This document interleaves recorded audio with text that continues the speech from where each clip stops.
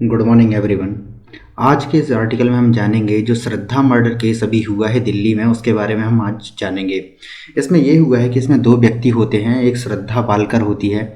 श्रद्धा बालकर होती है, इसकी जो उम्र होती है लगभग 26 ईयर इनकी उम्र होती है। और जो ये व्यक्ति है, जो ये लड़का है, इसका जो नाम है आफ्ताब अमीन पूनावाला, जिसकी उम्र होती है 28 ईयर।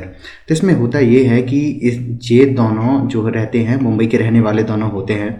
और क्या होता है कि ये दोनों जो जॉब करते हैं वो करते हैं, एक अगर मैं बात करूं तो कॉल सेंटर में जॉब करते हैं ये।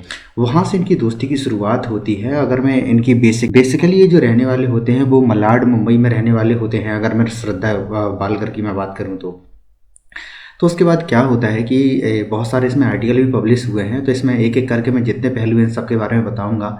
इसमें इतनी सारी इसमें उलझनें इसमें पुलिस को सामने आई हैं, जिसके बारे में हम बताता हूँ मैं। तो इसमें हुआ ये है कि जो श्रद्धा बालकर थी 2019 में पिता के साथ मलाड में रहती थी, जो संस्कृति अपार्टमेंट में रहती थी और कॉल सेंटर में जॉब करती थी। उसके बाद में पिता को छोड़कर मुंबई से सटे बसई के दीवान होम में रहने लगी, जहां आफ्ताब के साथ ये लिविंग रिलेशनशिप में रहती थी। दोनों जॉब करते थे, वहीं से इनकी मुलाकात हुई थी। उसके बाद जो दोनों हैं लिविंग रिलेशनशिप में रहने लगे और उनसे उनकी दोस्ती शुरू हो गई। और श्रद्धा जो वहाँ से फिर आफ्ताब के साथ जो दिल्ली में एक साथ रहने लगी थी, दिल्ली फिर आ गई।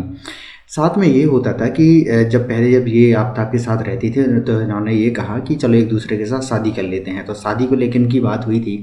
तो इनके तो जो माँ बाप हैं उन्होंने मना कर दिया था कि ये रिश्ता ठीक नहीं है, ये शादी हम मतलब उनके परमिशन नहीं दी। तो उसके बाद हुआ ये कि परमिशन जब घर वालों ने नहीं दी तो इन्होंने लिविंग रिलेशनशिप में रहने लगे, तो माँ बाप से अलग हो गए। माँ बाप से अलग हो गए तो इसके बाद क्या होगा कि दिल्ली में ये रहने लगे।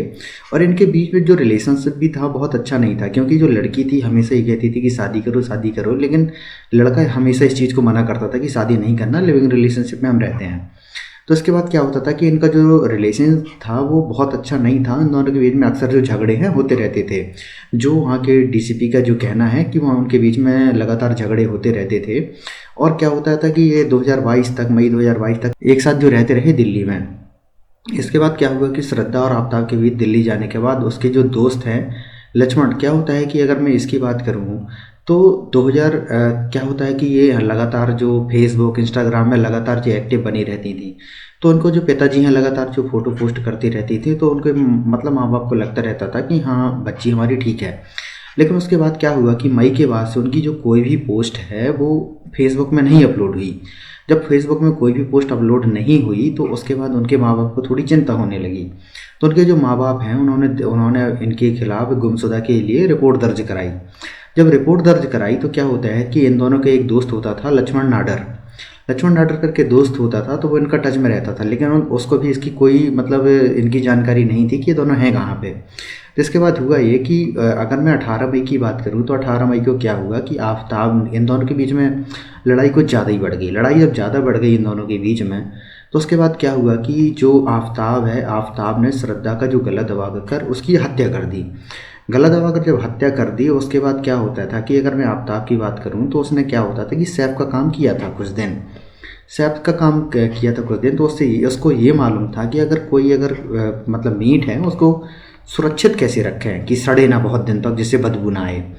तो उसके उन्होंने सैफ का काम किया था। तो उसके बाद क्या हुआ था कि 18 मई को उसने गला दबाकर जो श्रद्धा की हत्या कर दी। और उसके बाद क्या होता कि उसने 350 लीटर का एक फ्रिज लिया और उसमें उसका जो लगभग 35 टुकड़े काट के उसको फ्रिज में रख दिया। जब 35 टुकड़े काट के जब फ्रिज में रख दिया तो उसमें अब उसको सबसे बड़ी टेंशन ये थी कि अब इसको हम मतलब कैसे इसको अलग कैसे करें यहाँ से, क्योंकि बदबू आएगी नहीं तो क्या होता है कि जो मेहरौली के आसपास, जो मेहरौली की जगह है वहाँ के आसपास जंगल हैं। तो उन्होंने क्या होता है कि एक एक दो दो टुकड़े करके लगभग उसने जो 35 टुकड़े 18 अलग अलग जगह में फेंके, कि जिससे उसने कुछ दफनाए भी, कुछ कुत्तों को भी फेंक दिए कि जिससे कोई सबूत ना मिले। लेकिन बहुत टाइम तक जब उनके पिताजी को इस चीज़ का कोई भी सुराग नहीं मिला कि उनकी बच्ची है कहाँ पे, तो उन्होंने उसके खिलाफ जो क्या है कि मतलब गुमशुदा की एक रिपोर्ट दर्ज करवा दी। जब गुमशुदा की रिपोर्ट उसके खिलाफ दर्ज हुई तो उसके बाद हुआ ये कि पुलिस ने छानबीन की। तो पहले जो नाम आया आफ्ताब का नाम आया तो पुलिस ने उसको 5 दिन की कस्टडी में लिया और उससे पूछा गया, जब उससे पूछा गया तो उसने सब उगल दिया कि उसने कैसे उसको मारा। तो उसमें क्या, उसमें सामने ये आया है कि जो श्रद्धा है लगातार शादी के लिए कहती थी, तो और उनके बीच में रिलेशनशिप अच्छा नहीं था। तो उसके बीच में ये हुआ कि एक दिन उनके बीच में नोक झोंक जो है ज़्यादा बढ़ गई। जब नोक झोंक जब ज़्यादा बढ़ गई तो उसने क्या हुआ कि आफ्ताब ने श्रद्धा का जो गला दबाकर उसकी हत्या कर दी, और उसके बाद उसके 35 टुकड़े काटे और अलग अलग जगह में उसको फेंक दिया। तो अब इसमें ये सामने आ रहा है कि एक ऐसा रिलेशनशिप जिसमें दोनों को प्यार भी थे, लिविंग रिलेशनशिप में रहते भी थे, और शादी को लेके क्या था कि दोनों भी जॉब भी करते थे एक दूसरे के साथ में। तो उसके बाद क्या हुआ कि ये रिश्ता इस जगह तक हो गया, और इसमें जो मेहरौली के जंगल में उसने एक एक टुकड़े करके ऐसे फेंके हैं कि उसमें इसको ये भी उसमें वो हुआ है कि उसने, बताओ, एक अपनी जो जिससे प्रेम करता था, जिससे मोहब्बत करता था, उसके 35 टुकड़े कर दिए। और लगभग 6 महीने तक किसी को कोई भी सुराग नहीं था कि इसके साथ में हुआ क्या है, श्रद्धा के साथ में कहाँ गई, क्या हुआ या क्या नहीं हुआ। बाद में क्या हुआ कि दिल्ली पुलिस ने जैसे ही उसको पकड़ा तो उसने सब कुछ कबूल कर दिया कि उसके साथ में क्या क्या इसने किया है। तो इसमें ये सामने आता है कि जिस तरीके से हम किसी भी रिलेशनशिप में रहते हैं तो उसको जानना, उसके बिहेवियर में जानना, क्योंकि अगर किसी से आप प्यार करते हैं तो वो जान नहीं ले सकता है। अगर वहाँ पे मार पीट या ऐसी कोई नौबत आती है तो उस जो रिलेशनशिप से अलग होना ही सबसे बेटर है, क्योंकि मरने से या किसी सामने वाले को मारने से अच्छा ये है कि उससे अलग ही हो जाओ।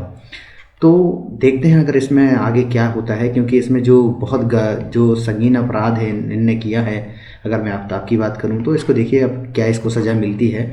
और इसमें लगभग इनकी जो ज़िंदगी है लगभग बर्बाद ही हो जाती है ऐसे रिलेशनशिप को लेके। तो आशा करता हूँ कि ये वीडियो अच्छा लगा होगा। अगर आपको वीडियो अच्छा लगा तो प्लीज़ इसको लाइक कीजिए, सब्सक्राइब कीजिए और शेयर कीजिए। धन्यवाद।